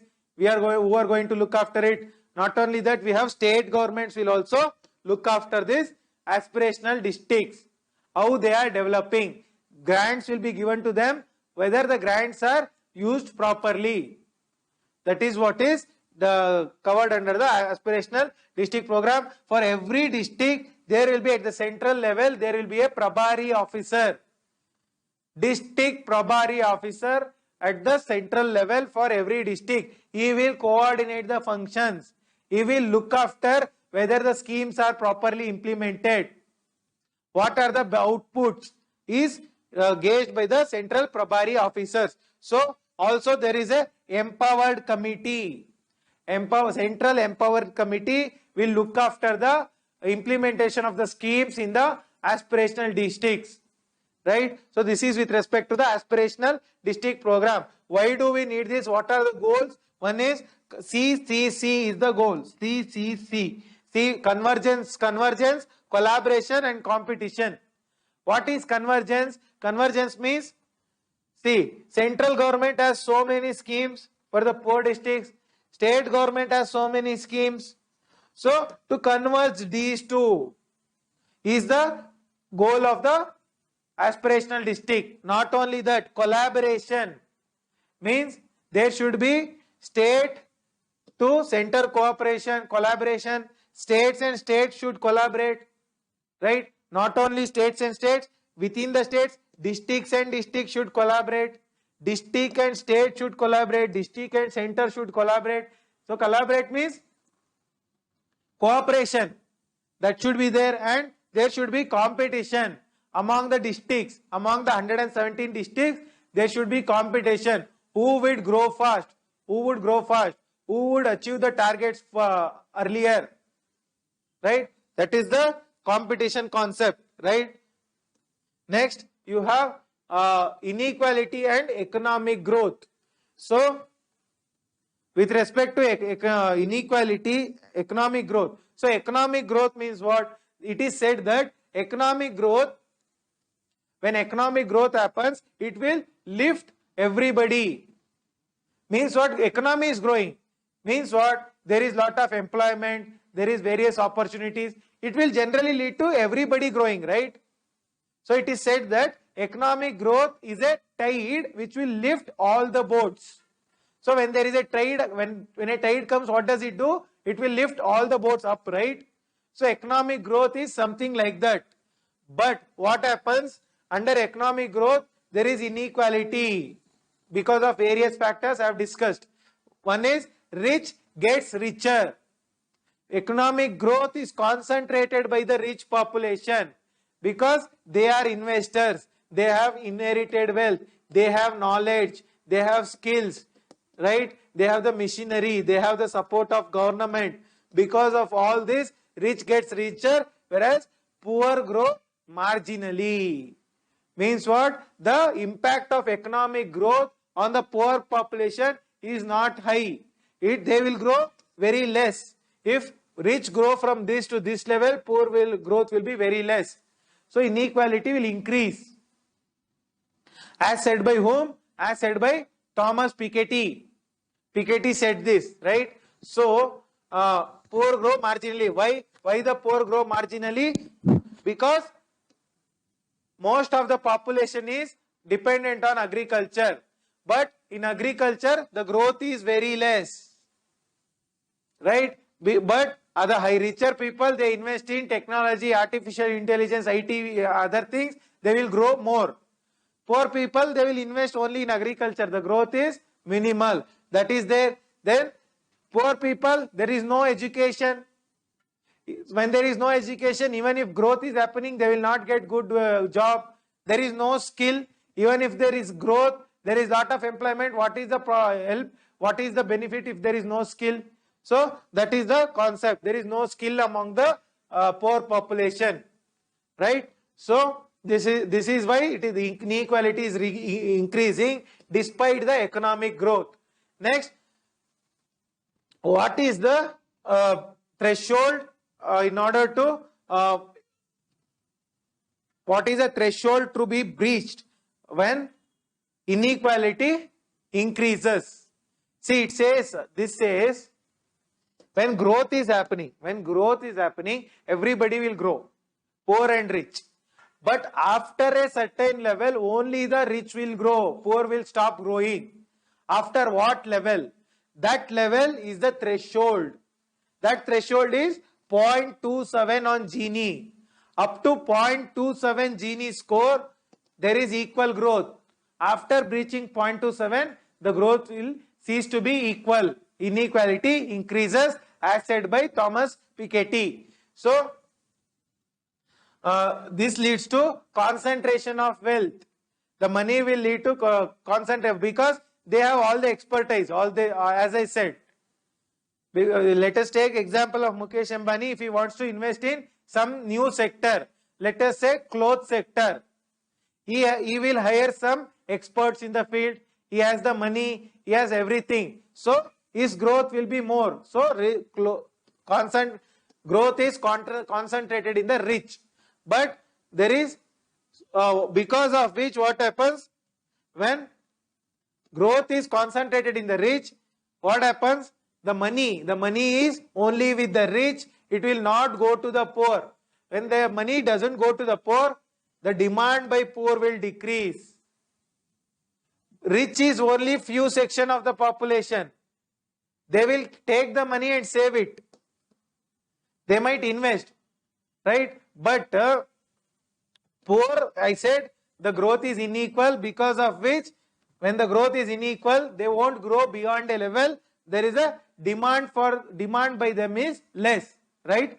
Next is they will fall into vicious cycles of poverty because the growth gets stagnated, beyond which, suppose they are here, because of economic growth, they will reach this level, beyond which they won't grow, and once they don't grow, the demand will reduce. When there is no demand, there will be loss of employment. When there is loss of employment, the poverty will increase, right? So this will lead to a vicious cycle, that is negative cycle for the poor people. Next you have reasons for inequality.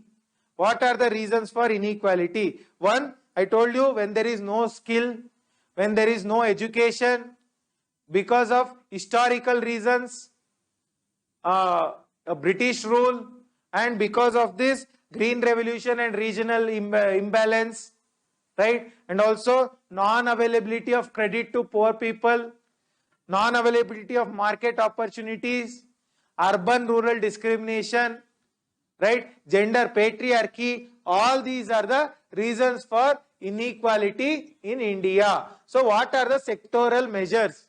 Specific sectors. See, in order to reduce the inequality in gender inequality, we have Beti Bachao, Beti Padhao, Sukanya Samruddhi, Stand Up India, workplace as a harassment bill, maternity benefit bill, so many things, right? In order to reduce inequality among SC/ST population, we have here also Stand Up India is there, Dalit capitalism is there, Dalit Finance Cooperation Development Committee is there. So there are lot of investment, they have scholarship scheme, various things. So likewise, various sectors, in order to reduce the inequality, there are various measures, right? So, okay. So tomorrow we will talk the concept of inclusive growth and social security. We will end the class here. Please make good use of the class. If you have any doubts, please put it in the comment section, or you can reach us on our Telegram channel, VHS Education Forum. Thank you for your patience in hearing the class. Please take good care of your health. Namaste. Jai Hind.